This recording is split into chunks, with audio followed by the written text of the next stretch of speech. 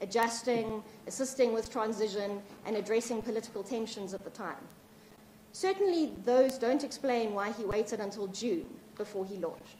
So even if it's in April when the current president withdraws the notice for leave to appeal, that this personal indirect interest finally arises for him, he doesn't explain why he again takes nearly 2 months before he does anything.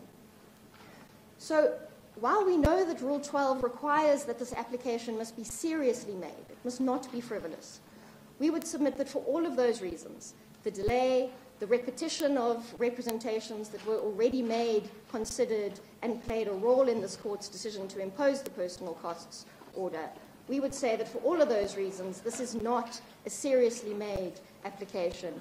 It is not an application that should detain the courts and clog up the scarce resources and attention of the courts and these parties. So we would submit that he has not made out the type of direct and substantial interest that would warrant intervention.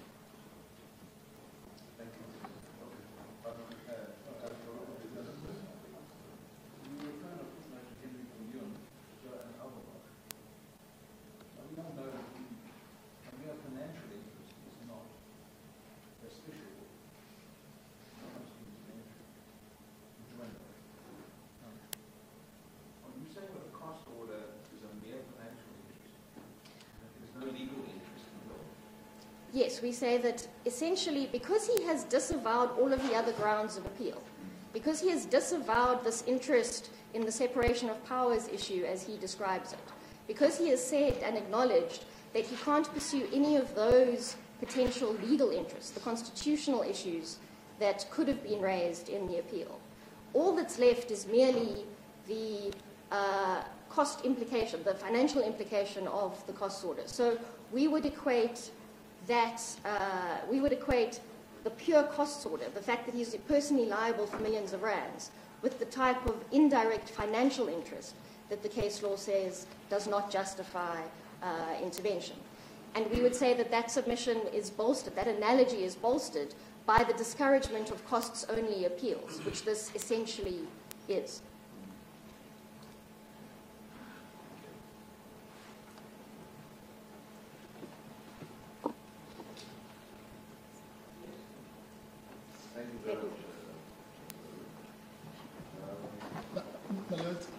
If I may, my little friend has allowed me,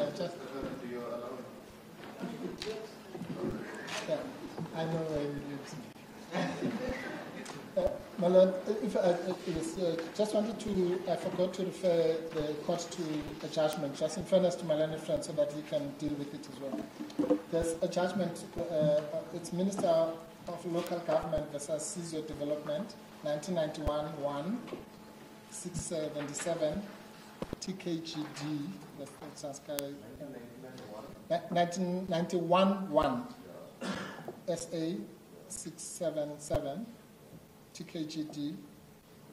At paragraph 6, or rather page 679C per White J, this is what was said, and it's the point that Justice Barafakov has made, and I'll just qualify it later.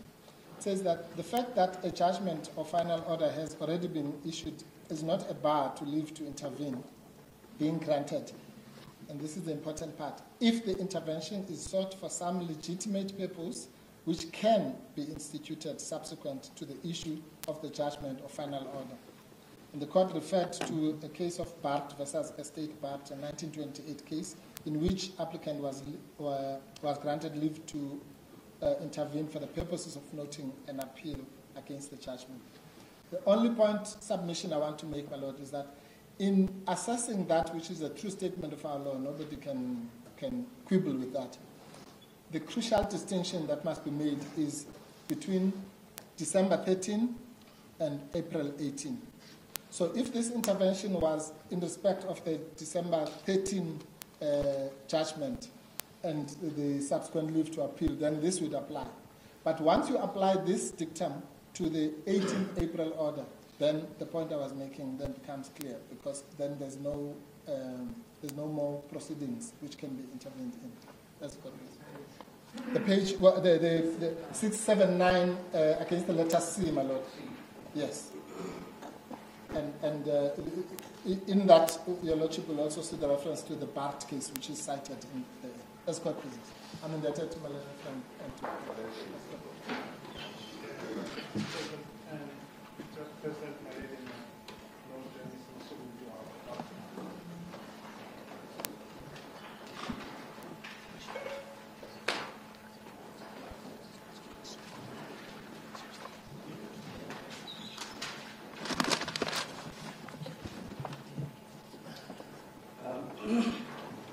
Judge President, my Lord, my Lady. The first issue that I wish to deal with is that relates to the importance of an application for leave to intervene. Why is it provided for in the rules, and why is it such an important device in ensuring that parties who are affected by court order are able to intervene and deal with the issues that affect them? So a leave to intervene is a rule, procedural rule, that protects the rights of persons. It affirms the right of access of an individual who was not before a court to intervene at a time that he or she does. So if one has to appreciate the importance of that procedural ruling, one must then come to look at the circumstances that provoke a person to intervene. And there are very unique circumstances in this case, fairly unique circumstances, because we know that even when the president decides to withdraw the application for leave to appeal, he appreciates that there is an aspect of the order that he cannot withdraw. And the aspect of an order that he cannot withdraw is that order that does not relate to him or to the office of the president. In other words, when he files the notice of withdrawal, he says, take further notice that with regards to the appeal on the issue of the punitive cost, the current president is not liable in that the punitive cost order were against the former president in his personal capacity. And as such, we do not purport to act on behalf of the president, we do not purport to act on the former president's behalf in this notice. So the withdrawal is a qualified one. It leaves open, and it could never be correct for the withdrawal to render moot or to render to include that aspect of the order that related to the former president in his personal capacity. So that matter is parked there, because we have to go to what my learned friend for the UDM says, Mr. Mpofu, that there is a fiction and then there is reality. Let's deal with the reality of this case, and let's be practical, because what the courts are there for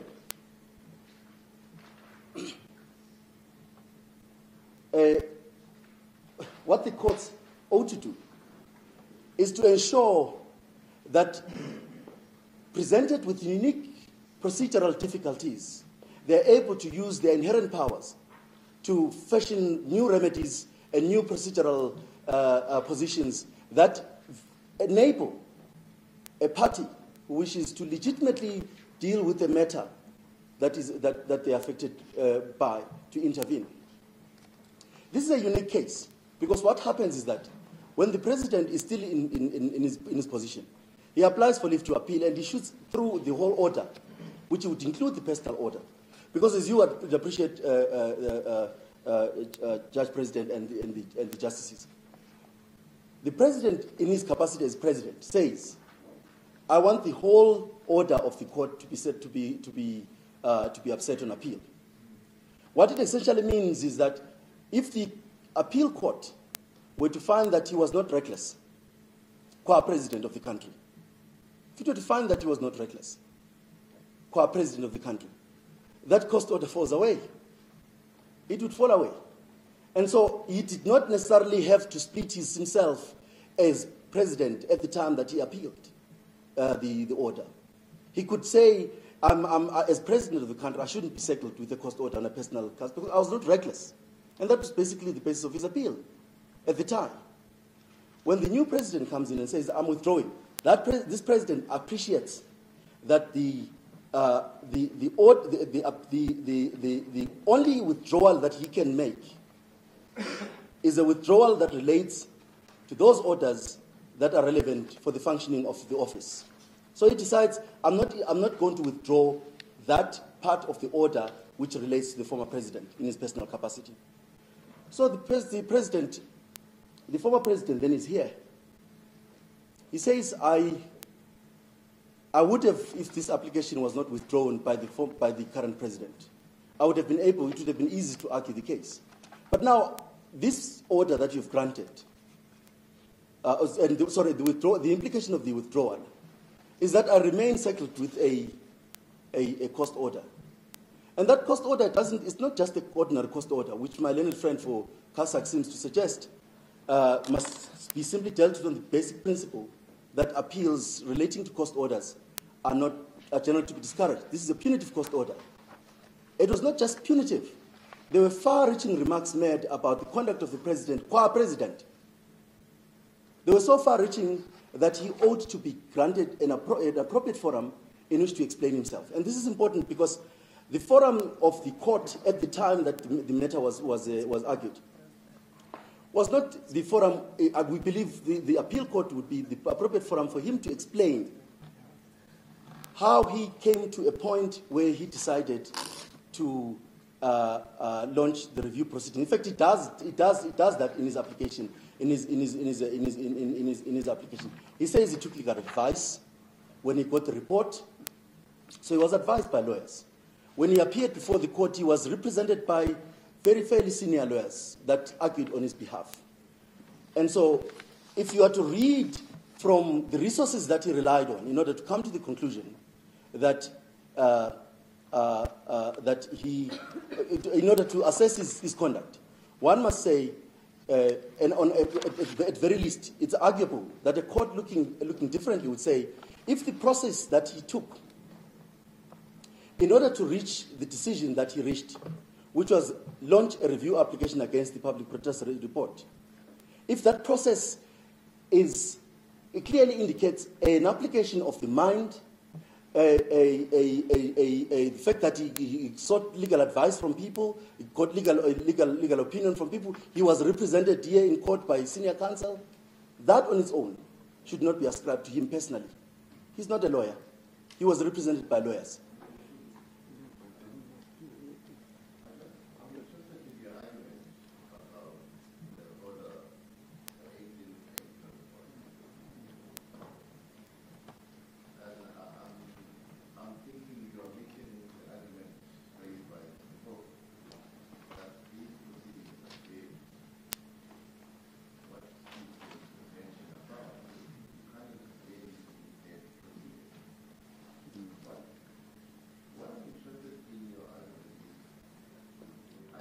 Suggesting that when this court granted the withdrawal in April, it left an aspect of the proceedings open.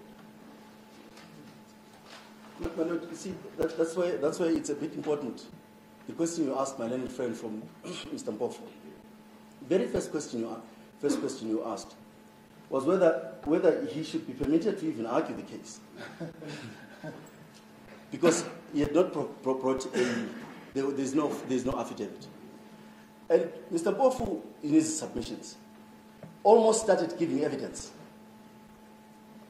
and telling the court how this order of April was actually reached. And if it had been raised in an affidavit, we would have been able to meet it. We would have been able to raise facts that would have explained our absence in April. And why it's important that the court does not place form over substance. And that the court accepts that if that withdrawal by the president could not have included the withdrawal in relation to costs. In fact, it compounds the problem, Judge President, because essentially What that withdrawal does, given that it was done in the absence of the former president, is that it was done without him being heard.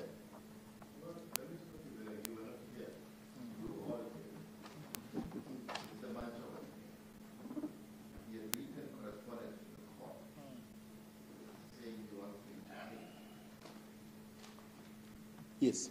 When discussions happened, he elected not to place himself on that. Hence, Mr. Mboto says he spoke for some time on behalf of the former president. Now, I'm interested in that part because if there's merit in what Mr. Mboto is saying, Now we have problems, yes. you can't intervene in judicial proceedings. Why are we here?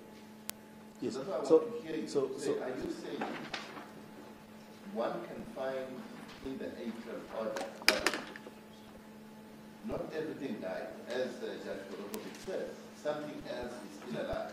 That's why we're here today. I think it's important. And once we think about it, do you mind if we take our chair? Yes, sorry. Sorry, I don't mind.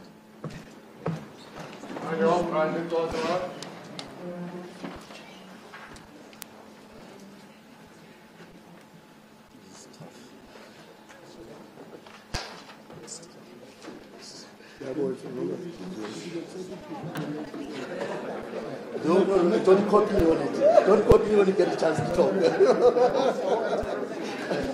Let me just explore this issue.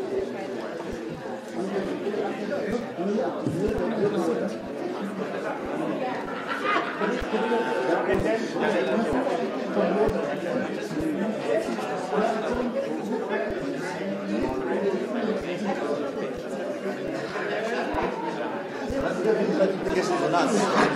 We don't want that traffic.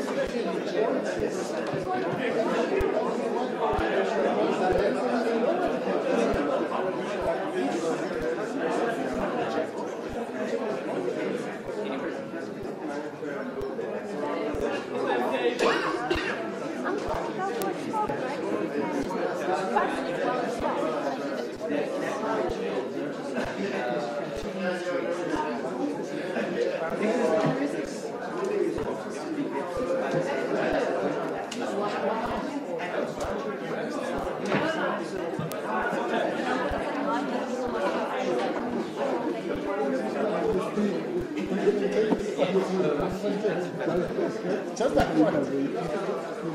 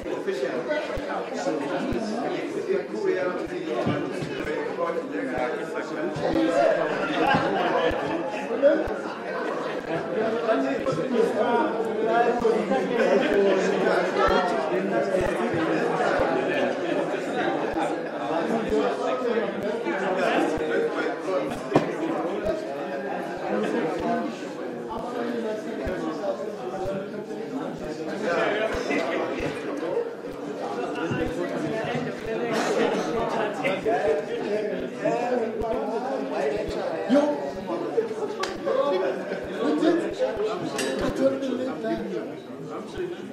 No way. I thought we just want the opposition. No, that's not the opposition. And they want to look live.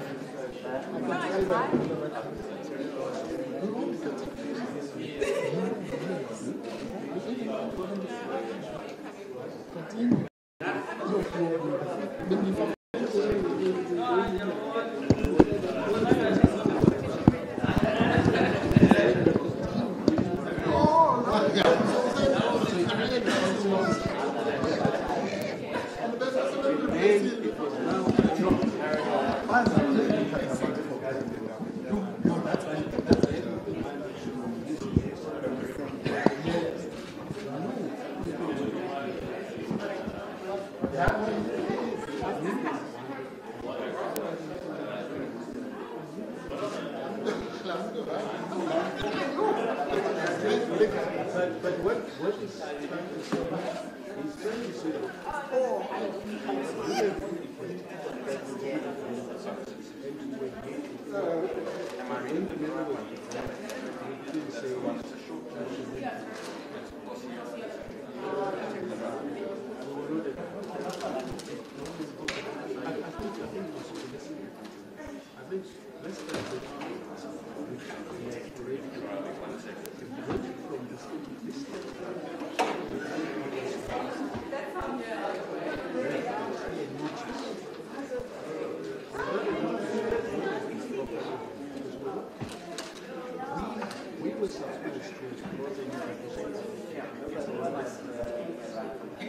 it was not possible because as we indicated,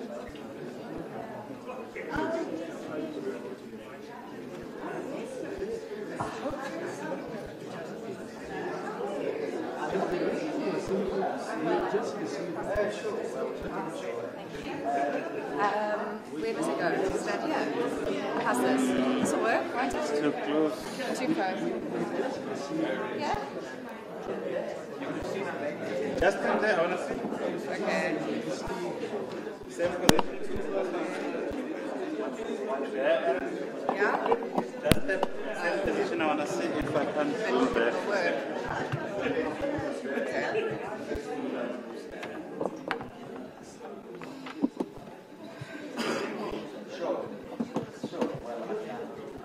So on the 30th of April, Zuma's lawyer was in court then, but didn't raise concern over him being personally mulcted. Now everything's now without. How's that?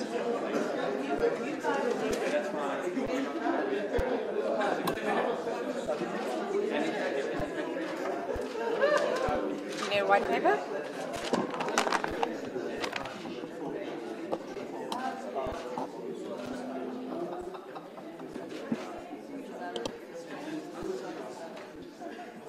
One second. Oh, sorry. Yeah?